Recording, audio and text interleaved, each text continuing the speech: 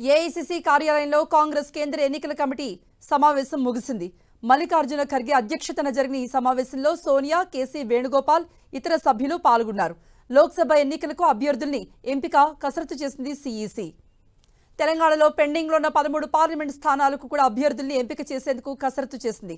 ఈ సమావేశానికి CM Revanth Reddy, deputy CM Bhatti Vikramarka, మంత్రి ఉత్తమ్ కుమార్ రెడ్డి హాజరయ్యారు. ఎంపీ అభ్యర్థులుగా ఎవరనే దానిపై త్వరలో క్లారిటీ రాబోతోంది.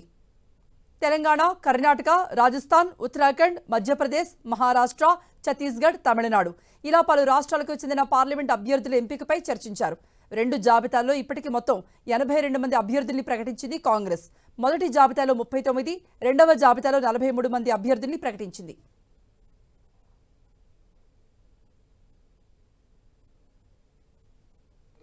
నమస్కారం. తెలంగాణకు సంబంధించిన సిఇసి మీటింగ్ అయిపోయింది. దాంట్లో సంబంధించిన సీట్ల వివరాలన్నీ కూడా ఏఐసీసీ ప్రకటిస్తుంది. ఏఐసీసీ చెప్తుంది. నమస్కారం.